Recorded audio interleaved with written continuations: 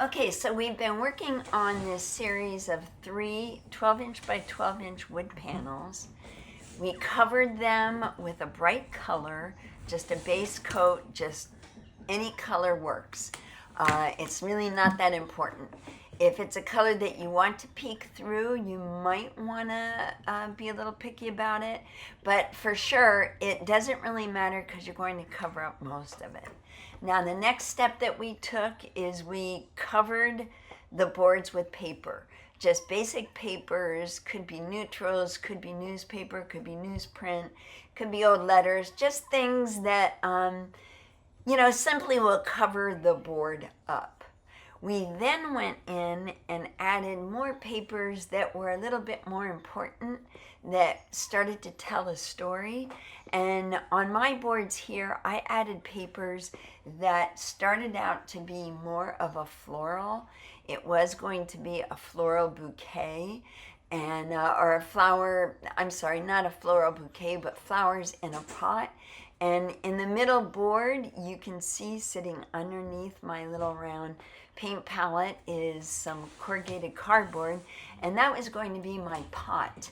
My pot for the flowers, which we're going to come out and then extend onto the other two panels on either side of the center panel. And then I got inspired.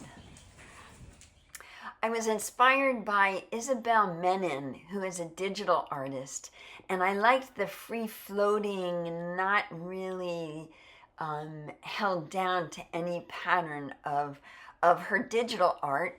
And I thought, I think I can do that with my painting. So I changed gears, and I decided rather than create my usual flowers, potted flowers, I decided to just kind of free float them and let them wander about within the three panels I was creating.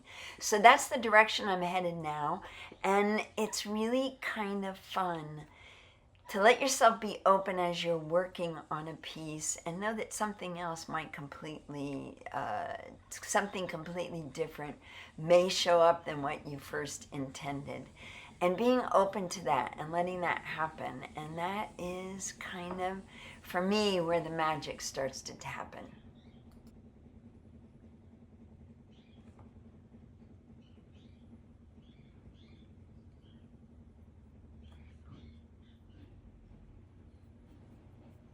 So for me, also the negative painting is a really fun place where you can go in and paint around things, paint through things, completely cover some things up, and create the story, the images that you want to pull forward.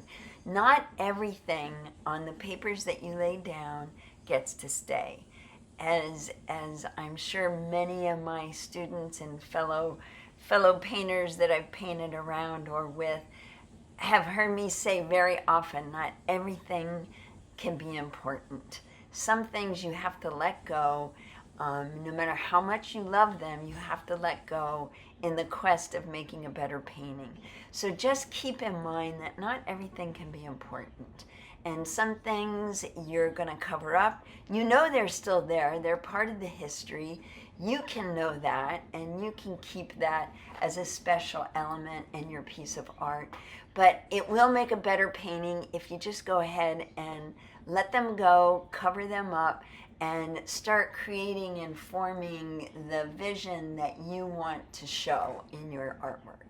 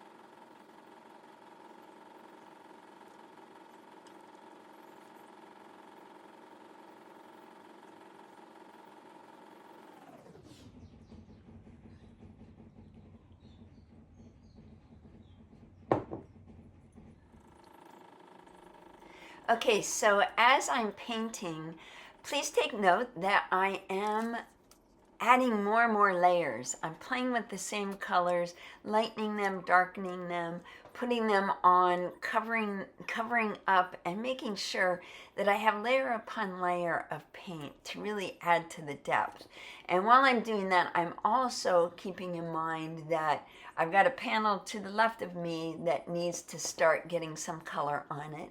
So I can go in and start to play with that, start to add my colors and eliminate things and paint around things, and keep it going while still working on the panel on my right hand side and playing with the colors there.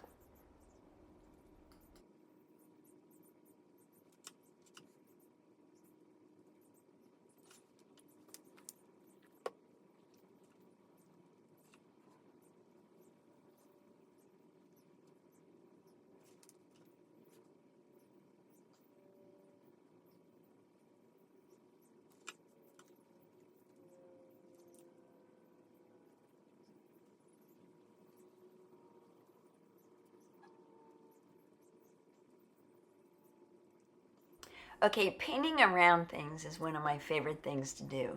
Not only eliminating things, but it's kind of meditative and you kind of get in the zone.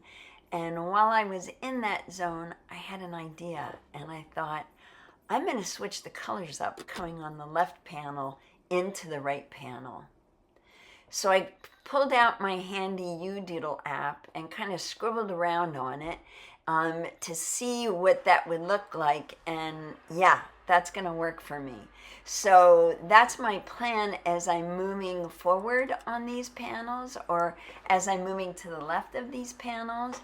I know the color is going to change up when I get moving more over to the center of the middle panel and into the left-hand panel. Not quite sure how I'm going to do it yet, but I know I'm going to make that work. So part, again, of when you're working along and you get in the zone, you allow yourself to get in the zone and you're not overthinking everything. You can kind of relax into it, and that's when, again, other ideas, new ideas show up that give you the opportunity to explore and try something different that you hadn't set out to do. And for me right now, I'm kind of in an explorative place in my artwork. As you know, if you've been following along with me, that I've been taking a break and just letting myself play with some different ideas. Having my classes and working with students is really helping with that as well, because I learned so many things from them. As you know, as much as they're learning from me, I'm learning from them. So it really goes hand in hand, and it's a good space to be. So meanwhile, back to the painting. I'm going to get this portion of it done, and let's see where that takes us.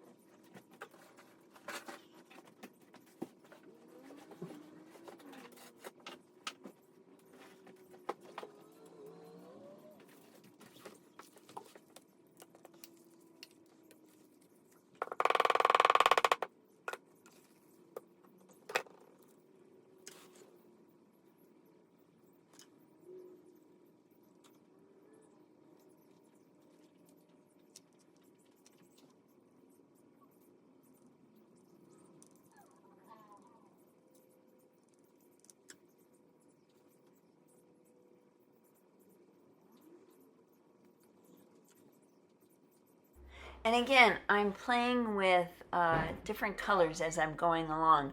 I'm just kind of playing and seeing what I can mix up and what I can add in that's going to make it more, make my piece more interesting.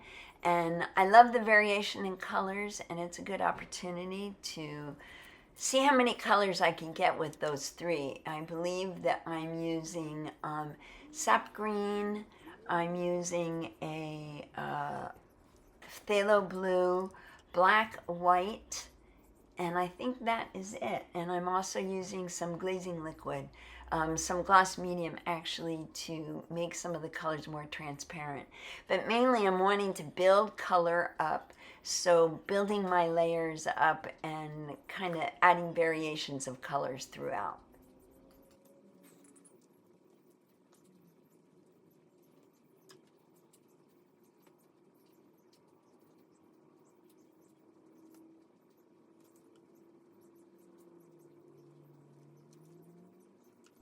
Keep in mind also that this is just my start or working through finding my shapes and finding the elements I want to keep. This is not the final painting. So I'm kind of racing through it because I'm not putting in detail. I still have that to come. Right now I'm just wanting to figure out what gets to stay and what gets covered up and what goes away. I can do the fine detail when I come back. I think sometimes when you're painting, it's really easy to have a vision of where you want, what you want it to be, so you head right into the eye candy, the details, and you want to take that on first. And really, you're gonna have you're gonna have more fun. You're probably going to turn out with a better painting if you kind of start out and get your big shapes, get your shapes in, get your colors in, get your layout in, and kind of blur it out. And as you move closer to the end is when you start focusing in on the details. I think it's always a mistake to let the details muddy the waters too early in a painting.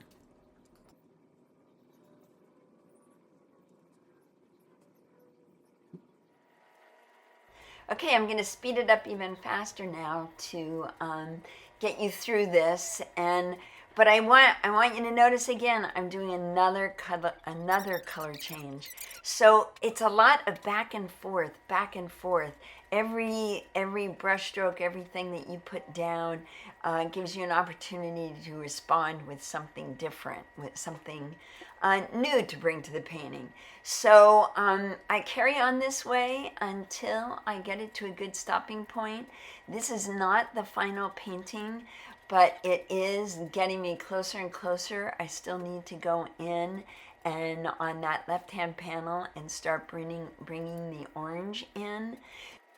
But for now, it's a lot of back and forth with color.